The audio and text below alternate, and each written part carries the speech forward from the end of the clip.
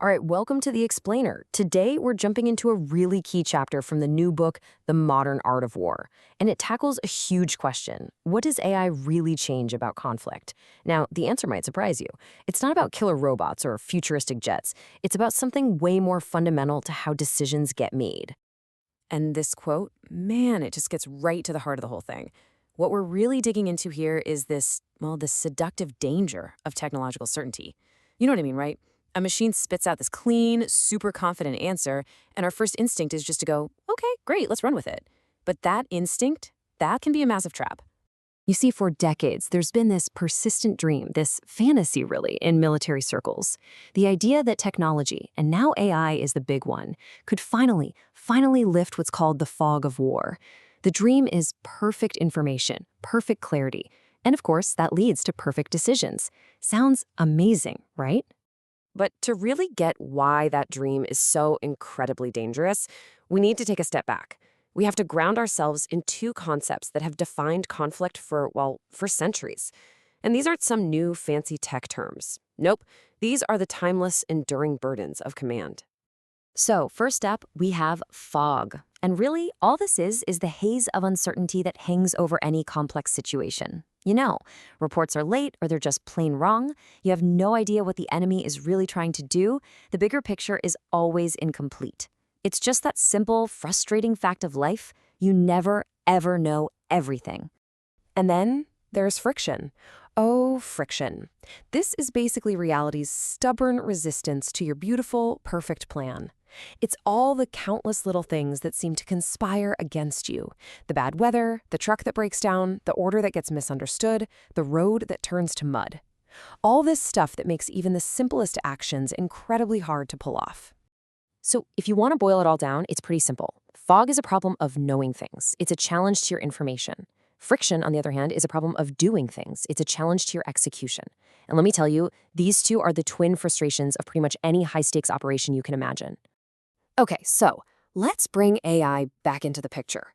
Here's the absolute crucial point, the central argument of this whole chapter. AI does not get rid of these timeless problems.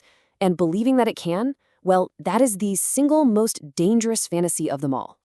Think about it. An algorithm can chew through a billion data points in a second, sure, but it can't pave a muddy road, it can't fix a broken supply truck in the real world. See, AI operates in the world of information, but friction lives in the world of physics. The ancient burdens, they're not going anywhere. So what AI does do is something much more subtle and much more dangerous. It gives these old burdens brand new disguises. It just changes the way they show up, the way they feel. The fog doesn't just vanish. Instead, it starts to glow with this false light of machine-generated confidence.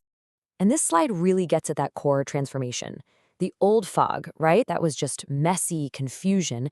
That gets replaced by what the author calls synthetic clarity, a clean, polished, and, you guessed it, potentially deceptive answer. And that physical friction we talked about? Well, now it's joined by friction in the seams, all that hidden fragility in our super complex digital systems. Now, this new kind of fog, this synthetic clarity, is so dangerous because of human nature, because of how we react to it. Imagine a soldier giving a report, right? They're full of ums and ahs and I think so's. That naturally makes you skeptical. But a polished, confident report from a machine, that just invites you to use it, to act on it immediately, even if it's completely, confidently wrong. And it's the same thing with the new friction. It's not just about mud and broken engines anymore. No, now it hides in the digital seams, in those fragile connections between all of our advanced systems. We're talking corrupted data, a buggy software update, an overloaded network. It's like the whole orchestra can come to a screeching halt because just one digital instrument is out of tune. So what does this all mean? Well, if the very nature of fog and friction is changing, then our approach to leadership has to change too. You just can't use old maps to navigate this new territory. It demands a whole new doctrine for command. And this new doctrine, it's really built on a foundation of professional skepticism. It means you have to treat AI not like some all-knowing oracle, but more like another informant in the room, one that needs to be seriously cross-examined. And it means you absolutely have to practice for the day when your smart systems inevitably fail you, or worse, lie to you. And this is so important. The goal here is not to replace human judgment, not at all. The goal is to focus it where it matters most, on understanding the meaning behind all that data, the context, the nuance, all the stuff a machine just can't grasp. So how do we do that? Well, this responsibility becomes real, it becomes concrete when you start asking a series of critical questions. You can think of it like a judgment checkpoint, a mental framework you have to run through to sanity check a machine's conclusions before you ever act on them. First question you gotta ask is, what is the source of this conclusion and what assumptions are hiding underneath it? You literally have to look under the hood. Where did this output come from? What data was this thing trained on? And what are the core assumptions the system is making that, might not actually hold up in the real world? Next up, what data is missing? You have to know what the machine can't see. What are its blind spots? And maybe even more important, how is the system going to perform when things get messy, when the weather turns bad, when communications are spotty, when everyone is under stress? And this one's a big one. What signs would tell us that the model is confidently wrong? This is about actively hunting for contradictions. It means you have to train yourself and your entire team to constantly be on the lookout for any evidence that this clean, polished answer is in fact totally broken. And finally, and this is so crucial, you have to think like your adversary. What would an enemy do if they knew we trusted this output? How could they exploit your reliance on these new tools? How could they feed your machine the exact kind of clean, believable lies it's designed to eat up?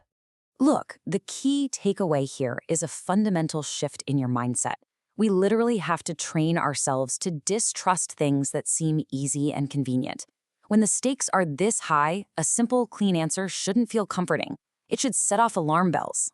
Why? Because forgetting these timeless burdens, this fog and friction, is the absolute fastest path to disaster. A commander who believes that some new technology has finally solved these problems isn't being advanced, they're being reckless. They're making themselves fragile. And that brings us right back to the central point. AI doesn't get rid of the fundamental challenges of command. It just transforms them. It repackages that old, messy fog as this new, persuasive, synthetic clarity. And it relocates friction from the physical world into those fragile, digital seams of our modern command systems. And so this leaves us with a final and I think vital question to chew on. As we rely more and more on AI for these clean answers, how do we train ourselves to stay responsible for messy, uncertain meaning? Because the enduring burden of command was never about eliminating uncertainty. It's about acting wisely and responsibly within it. And as our tools get smarter, our human responsibility for wisdom, for context, for meaning, that doesn't shrink. It only gets bigger. And that right there is the real challenge in the modern art of war.